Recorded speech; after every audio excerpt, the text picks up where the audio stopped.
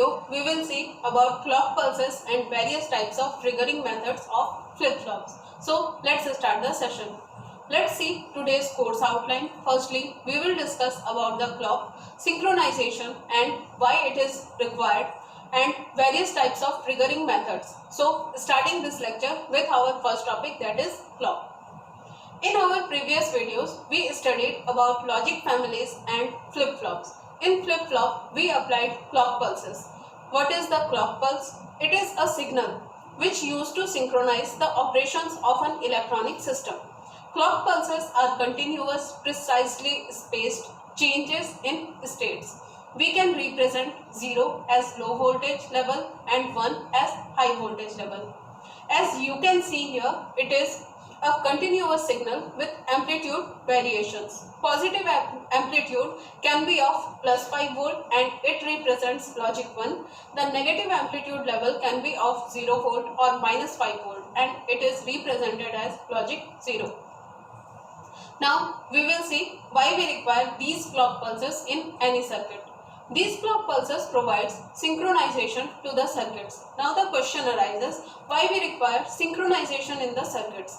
Nearly all sequential logic today which are clocked or synchronous in logics. In a synchronous circuit, an electronic oscillator called a clock or clock generator is used to generate a sequence of repetitive pulses called the clock signal, which is distributed to all the memory elements in the circuit. The basic memory element in sequential logic is the flip-flop. The output of each flip-flop only changes when triggered by the clock pulse. So changes to the logic signals throughout the circuit all begin at the same time at regular intervals which are synchronized by the clock. The output of all the storage elements, that is flip-flops in the circuit at any given time, the binary data they contain is called the state of the circuit. The state of synchronous circuit only changes on triggering of clock pulses. How triggering of flip-flops can be done, we will learn in this lecture.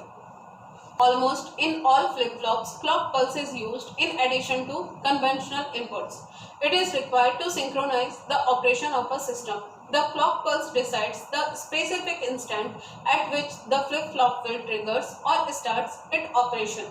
It is used to give the desired output of the flip-flop. So there are mainly two types of triggering and each has two subtypes, which are as: first one is level triggering and second is edge triggering. Level triggering can be again classified as positive or high level triggering and second one is negative or low level triggering. Edge triggering can be classified as positive or rising edge triggering and second is negative or falling edge triggering. Let's see each of them one by one. First is positive or high level triggering. As you can see here in the diagram, when a flip-flop responds at higher level of clock pulse and changes its state, then this type of triggering is known as positive level triggering. Negative level triggering or low level triggering. As you can see here in the diagram, when a flip-flop responds at lower level of clock pulse and changes its state, then this type of triggering is known as negative level triggering. Now in edge triggering, first one is positive edge triggering or rising edge triggering. As you can again see here in the diagram, when a flip-flop is respond at positive edge or rising edge of the clock pulse and changes its state, then this type of triggering is known as positive edge triggering. Next is negative or falling edge triggering. You can see here in this diagram, when a flip-flop is respond at negative edge or falling edge of the clock pulse and changes its state, then this type of triggering is known as negative edge triggering. Now advantages of edge triggering over level triggering.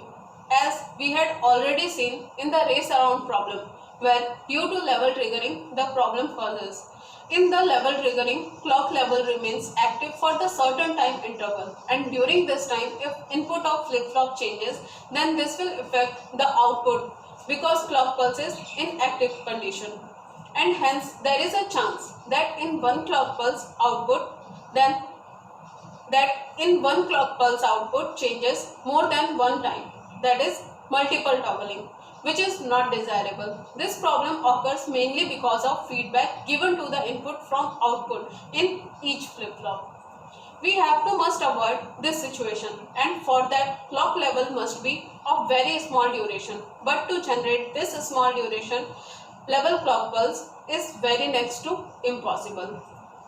Another option to solve this is use edge triggering because it triggers the flip-flop or input of flip-flop can affect only when the desired edge is triggered. That means when edge transition occurs from either 0 to 1, that is rising edge, or 1 to 0, that is falling edge.